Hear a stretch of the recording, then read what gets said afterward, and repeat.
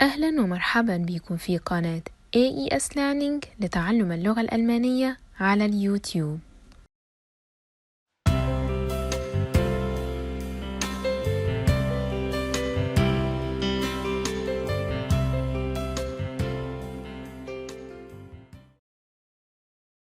والنهاردة هقدم لكم درس بعنوان Das Unterschied zwischen müsst und müsstest.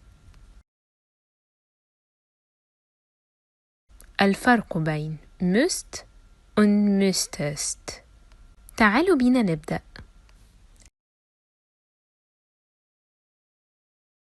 أولاً müsst، وهي تصريف الفعل الأساسي من müssen، والذي يعد من الأفعال المساعدة في اللغة الألمانية die Modalverben، ويأتي بمعنى يجب أن أو بمعنى إلزام لفعل شيء ما.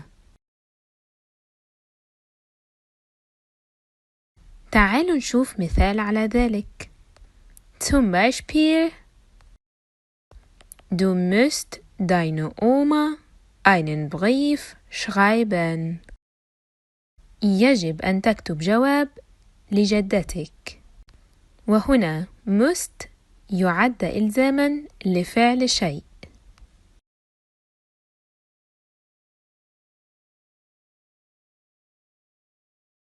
ثانيا müsstest، ويعد تصريف الكونيونكتيف 2 من müssen مع الضمير du، ويعبر عن احتمالية أو أمنية.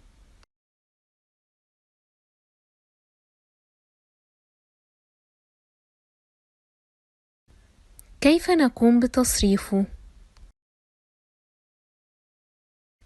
أولاً نأتي بالزمن الماضي من müssen وهو müsste، ثم نضيف له نهاية الضمير du وهي الst فيصبح müsstest.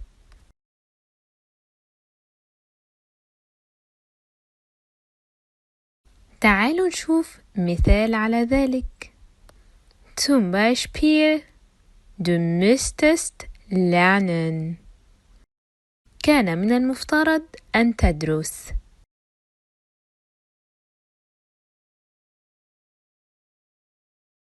وبكده نكون عرفنا الفرق ما بين müsstest و müsst.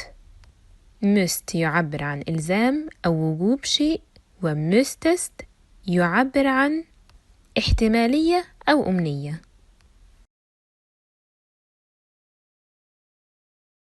وأخيراً تصريفات الفعل müssen في الأزمنة المختلفة. أولاً البريزنس.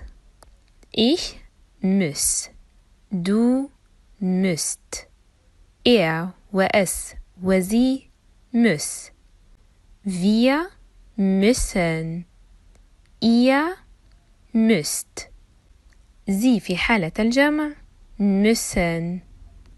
ثانياً في زمن البراتيتوم.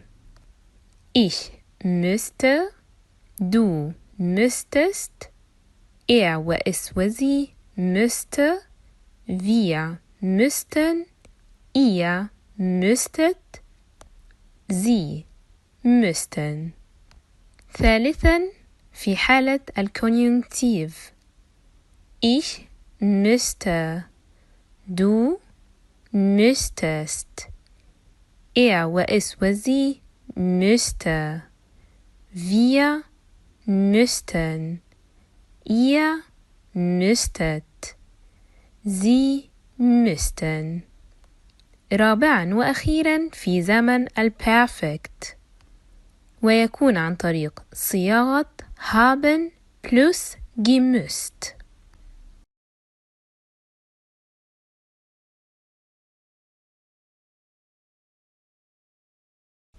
وبكده نكون انتهينا من درس اليوم. أتمنى تكونوا استفدتوا معانا، وانتظرونا في المزيد من الدروس. وما تنسوش لو عجبكم الفيديو تعملوا لايك واشتراك للقناة عشان يوصل لكم كل جديد.